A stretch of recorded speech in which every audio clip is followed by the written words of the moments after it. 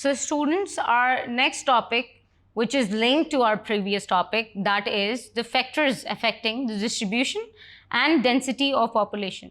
तो बच्चों, जैसे कि मैंने आपको भी थोड़ी देर पहले बताया कि बहुत मुख्तलिफ़ किस्म की चीज़ें होती हैं जिनकी वजह से आपकी पॉपुलेशन मुख्तलिफ़ जगहों पर सेटल होती है। जैसे कि हमने अभी पंजाब का डिस्कस किया कि वो लार्जेस्ट प्रोविंस है, उसके अंदर सबसे ज़्यादा पॉपुलेशन है, आबादी आपकी पंजाब में बहुत ज़्यादा है। इसी तरह जब हम बलूचिस्तान का हम लोगों ने देखा तो उसमें बलूचिस्तान में आपकी कम थी आबादी, हालांकि उनका रकबा एरिया इज़ बिगर। तो आप लोग अक्सर सोचते होंगे कि ये क्यों होता।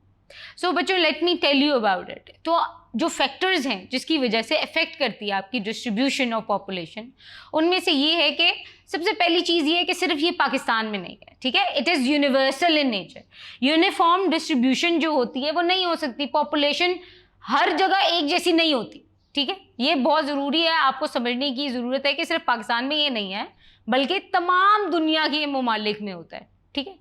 उसके अलावा कुछ जगहें ऐसी हैं which are heavily populated, some areas are lightly populated, बाकी जो कुछ होती हैं वो एवरेज पॉपुलेटेड होती हैं। इनका मतलब क्या है? मतलब बहुत ज़्यादा आबादी होना, बहुत कम आबादी होना, या दरमियानी आबादी जो कि उस एरिया के लिए ठीक है, बिल्कुल उसके लिए मुनासिब है, आसाइशें पूरी मिल जाती हैं लोगों को। उसके अलावा जो एक्चुअल फैक्टर्स हैं उनमें दो तरह के फैक्टर्स हैं, ठीक है। एक होता है नेचुरल फैक्टर्स और दूसरा है ह्यूमन फैक्टर्स। तो हम सबसे पहले देखते हैं कि आपके नेचुरल और जो ह्यूमन फैक्टर्स हैं उसके अंदर कौन सी चीज़ आती है। तो बच्चों, जो फर्स्ट फैक्टर हमारा आता है that is the geographical factor, यानी कि आपकी जो लैंड है, आपकी लेवल ऑफ लैंड। आपको याद होगा हमने प्रीवियस चैप्टर में भी पढ़ा था कि आपकी कौन कौन सी ऐसी जगहें हैं जहाँ पे इरिगेशन प्रॉपरली हो सकती है, कौन सा सॉइल फर्टाइल है, कौन सा अनइरिगेटेड एरिया है, कौन सा।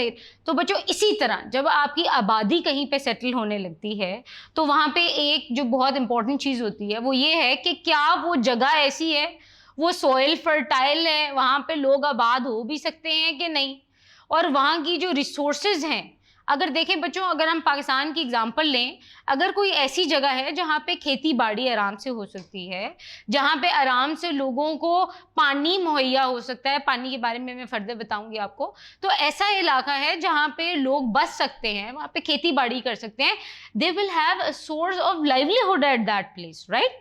तो हमें ऐसी जगहों पे जहाँ पर आपका सॉइल फर्टाइल है या आपकी जो मिट्टी है वो नरम है, जहाँ पे फार्मिंग हो सकती है, जहाँ पे गार्डनिंग हो सकती है, तो ऐसी जगहों पे आपकी आबादी ऑटोमेटिकली ज़्यादा हो जाएगी, ठीक है।